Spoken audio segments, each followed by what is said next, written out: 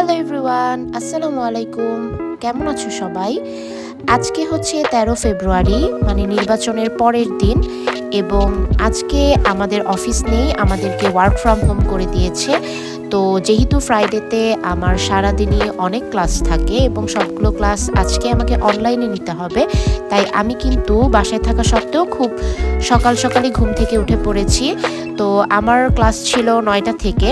আমি ৮টা ৫০-এ উঠে ওদেরকে একটা ক্লাস ওয়ার্ক দিব, এজন্য সেটা রেডি করতেছিলাম। এরপর আরও ২টা ক্লাস আছে আমার, তো সেগুলো নিয়ে তারপরে হচ্ছে আমি বাসার কিছু কাজ করব। আচ্ছা, আপনারা অনেকেই জয়েন করেছেন।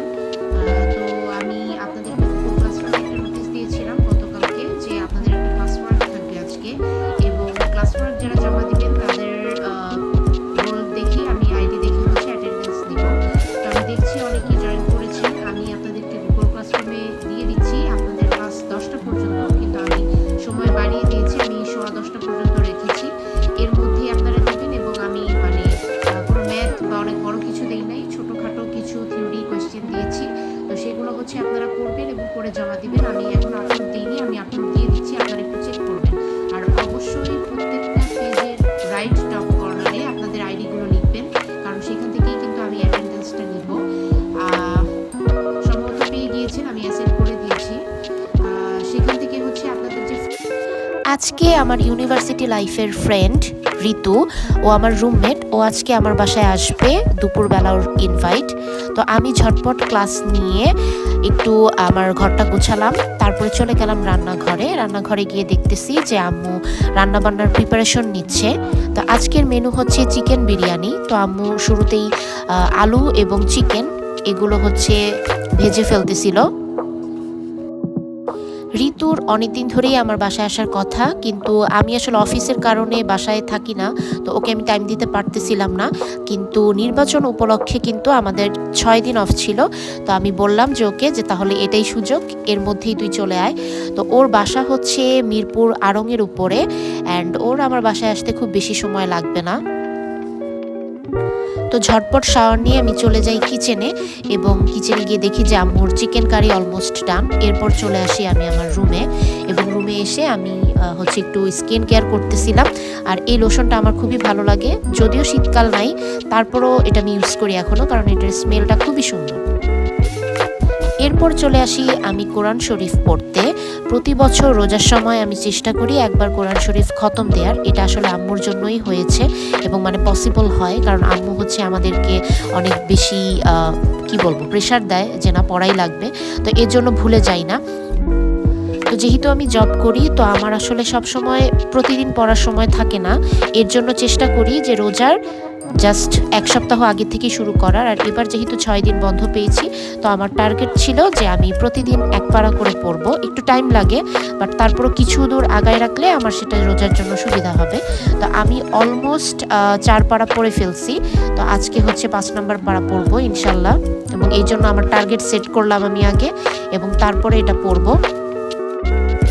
আমি কোরআন পড়া শিখি ক্লাস 1-এ থাকতে, এবং তারপর থেকে রেগুলার পড়ার কারণে আমি এখনো ভুলে যাইনি, এবং all credit goes to my আম্মু। তো আলহামদুলিল্লাহ মোটামুটি ১ ঘন্টার থেকে একটু বেশি সময় লেগেছে, এবং আমি কিন্তু আমার টার্গেট ফিল আপ করতে পেরেছি।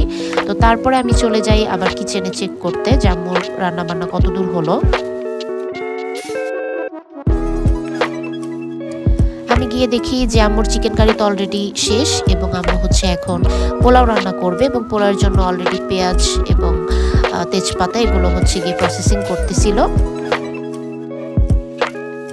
ইন দ্য মিন টাইম আমি ঋতুকে বলতেছিলাম যে তুই তাড়াতাড়ি চলে আয়, কারণ যেহেতু আজকে ফ্রাইডে, রাস্তায় মানুষ থাকবে অনেক বেশি, এবং দেখা যাবে রাস্তাগুলো ফিল আপ হয়ে যাচ্ছে নামাজের জন্য। তো ও বলতেছিল ওর বাসায় বুয়া আসছে, এবং বুয়া চলে গেলেই ও রওনা দিবে। তো এদিকে আম্মুর কিন্তু পোলাওটাও ডান। এখন আম্মু হচ্ছে চিকেনগুলোকে মানে লেয়ারে লেয়ারে হচ্ছে গিয়ে দিয়ে দিবে, এবং তারপরে ২০ থেকে ২৫ মিনিট সেটাকে দমে রাখবে। কালার এবং স্মেল ওয়াজ সো গুড। তো এই তো এরপরে এটার উপরে আরও কিছু পোলাও দিয়ে সেটাকে হচ্ছে দমে রেখে দিব।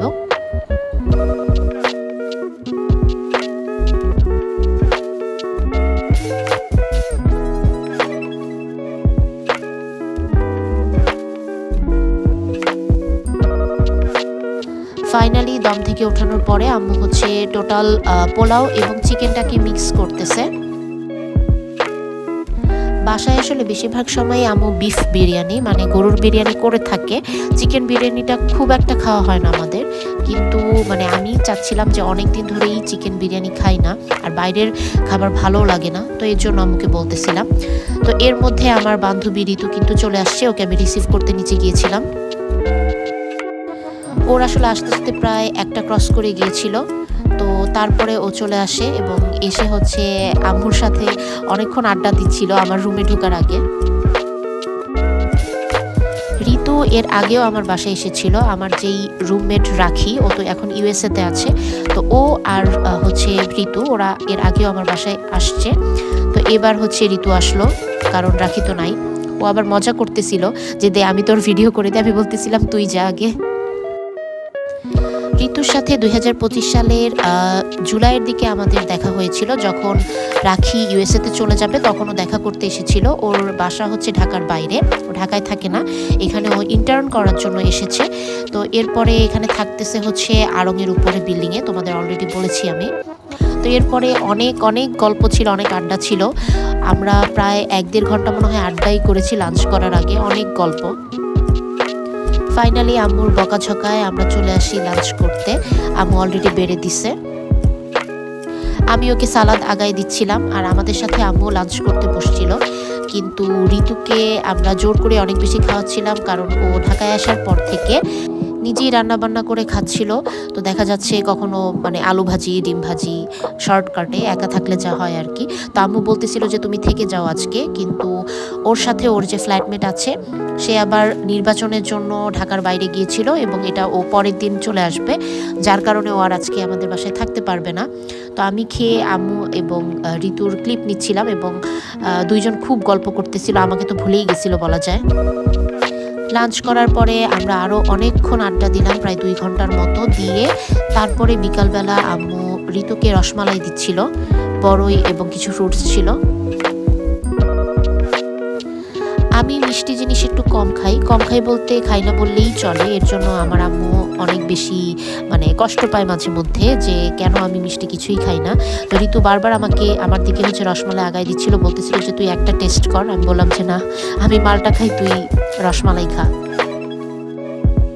কারণ আমার কাছে মনে হয় মিষ্টি জিনিস যত কম খাওয়া যায় ততই ভালো, আমি একটু হেলথ কনসিয়াস। তো এরপরে আমি চলে আসি জিমে, কারণ আমার জিম ছিল 5:30টায়। তো এখানে এসে মৌসুমি আপু এবং তুষি আমার জিম পার্টনার, ওরা হাই দিচ্ছিল এবং ওদের একটা ক্লিপ নিচ্ছিলাম, এবং তারপর হচ্ছে আমি ট্রেডমিলে উঠে যাই। আর ওই দিন অনেক ভিড় ছিল, কারণ ফ্রাইডে ছিল।